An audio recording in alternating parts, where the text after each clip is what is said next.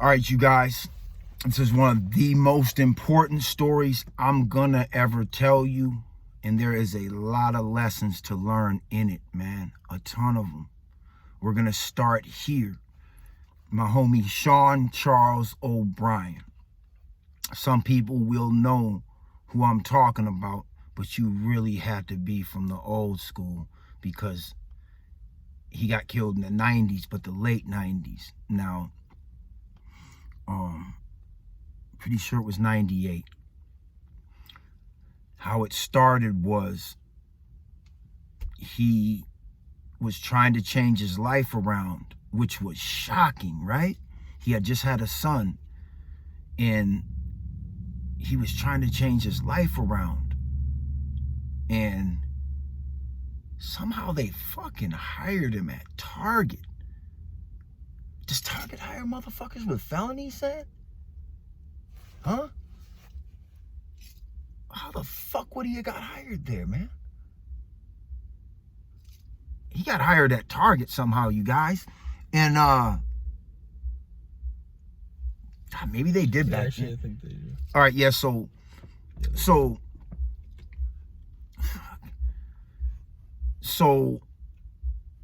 he gets hired at Target. And you guys, if people know who this is, they're gonna be like, what? Yeah, so it couldn't have been his only job, but it was shocking, you guys, to say the least, right? So I got a few good stories, right? So, and this is kind of off subject, but it's all part of it. It's just a good story about us back in the day, man. So, and it's related to him working at Target, and Target is where everything first started. So pay attention to this shit, you guys. It's fucking crazy. So my boy has a son back in like 97 or 98, and he's trying to change his life around. And I never really thought about it, you guys, until right now. At like the real details of why he got the job there, what he was going through in his life, what was really, you know what I'm saying? Like, he got that fucking job at Target because he had that kid. And I don't even know if he even said that back. He might have like mentioned it one time, you guys, but it never really, I don't know. I was young back then, so it didn't really, I don't know. I didn't really know what it was like to have a fucked up life and want to change it yet. Okay? That's the truth. All right, so he got a job at Target, right? And my boy's just gangster. Tattoos all over his fucking forearms and shit. He just can't hide it, right? But he's just trying to do, like, he's trying to do his best, you guys. Lived a hard life. He's trying to do his best for his son. I know that now, having a child of my own. Now, you know, I'm just piecing all, not just that whole aspect. I never really thought too deep into that, you know what I'm saying, as to why he even got a job at Target in the fucking first place, right? Never even really thought much about that, you guys, but it was because he was trying to change his life for his son. All right, so he gets a job at Target, and this is the worst shit in the world, y'all. So he gets a job at Target, and one day, maybe been there like a week or two, right? So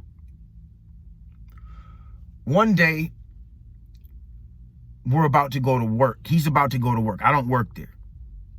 We're in the streets. Like, I don't even know why he got a job there. Honestly, you guys, he did not need to do that shit. Everybody had something to make money off of, right? Back in that day, I was just selling like Mexican brickweed and shit, and like starting to graduate into other things, right? But I used to make a lot of money off of just dirt brickweed shit. It used to make me rich. So, you know, back in the 90s. So my boy just kind of, I don't know, it's kind of strange that he got this job, you guys, right? So, but shit, okay, you try to do the right thing. Yeah, fuck you. I'll bring you to work. Come on. So one day we're all going to work. It's me just bringing him to work because he's the only one that works there. Nobody else is doing this shit. Nobody else around me is doing this, you guys. And I wish he wouldn't have did it.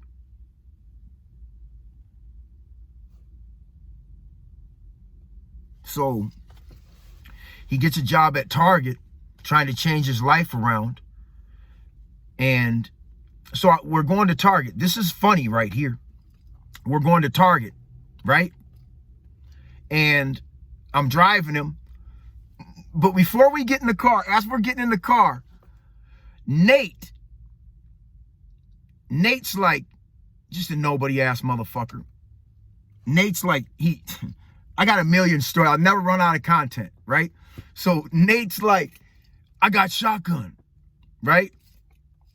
And tries to jump in the front seat. And Sean's like, what? Bullshit. And so they get into like an argument, right? Man. And this, Sean grabs this fool by the top of his hair and drags him out of the front of my blue IROC Camaro. Fuck. So I'm just like, okay, come on. Now, mind you, Sean's like the big homie. I'm like 18, maybe 19 at this point. He's like 22, 23, maybe 24. All right? So he's the OG at this point. So he rips dude out the car by his hair, right? And I didn't give a fuck really. But I don't really like to see homies fighting, though. That's not my thing. So I'm just like, damn, even though Nate, I had to fuck him up in the end anyway. But I still don't like to see homies fighting and bickering and arguing. So he gets tore out the front seat. And I'm like, fuck it. All right, so he jumps in the back. Sean's sitting shotgun. We jump on 394, right? And I'm driving. And as we're getting through like Wyzetta, right?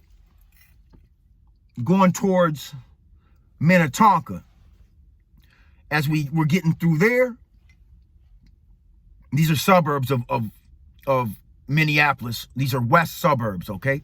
So as we're coming through there, there's two cops that got somebody pulled over on the side of the road, but they're on the other side of the median, right? I see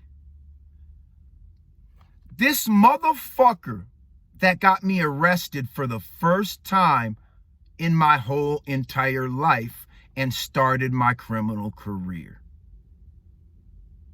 Driving a Lincoln Town car with like his mom or some shit. Mind you, he's like 40, okay? This shit happened when I was 13, swimming on a floating dock, being a kid on the lake. It's how all this shit started, right? I ended up getting charged with with terroristic threats. Because he threatened to drown me in the lake. He was 40, I was 13. I said, motherfucker, I'll go home and get my pistol and fucking shoot you in the face, man. And I really had a little broken, shitty 22 at home that I dry fired so many times that one time I pulled the trigger and the firing pin fell out of the front of the gun. Like, tink, tink. And I'm like, oh, what the fuck? So I took the firing pin and I jammed it back I put it back in the hole, which it slid back into. And then I kind of mashed the metal down a little bit around the top so it didn't fall out again. But what would happen is on one shot, a bullet would go to load in the chamber and it'd jam because the firing pin wouldn't sink all the way back in by itself because it'd kind of be caught on that piece of steel that I mashed. Okay? So it was like a single shot broken gun. But nevertheless, I was dead serious when I told that motherfucker I'm going to go home and get my pistol and shoot you in the face. Fucking around trying to threaten to drown me. Fuck you. So fast forward. We're all going to Target. I see him driving a Lincoln with his old ass mom. And in front of the police. I swerve in front of him and I lock up the brakes, right? I don't know why I didn't just wait another fucking mile or another block. Like, there was no exits. Like, I'm just crazy, you guys. And this is some of the shit you just gotta understand about me, man. Right? I don't know why I did it in front of the police. I must have did it in front of the police.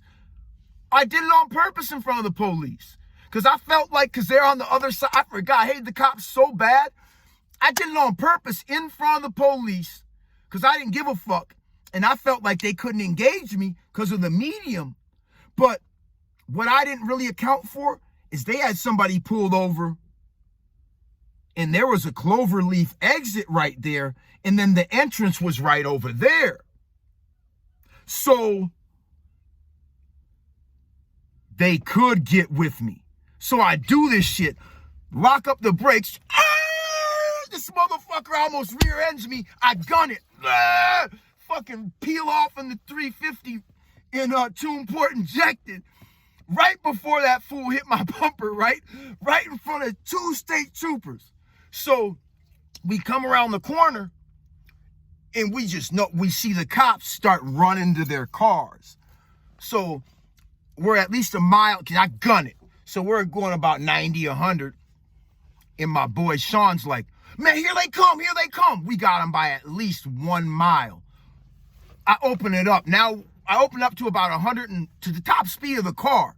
For about 3 or 4 minutes, that car was going full speed down 394. I'd say we were probably at to 130 to 50 miles an hour.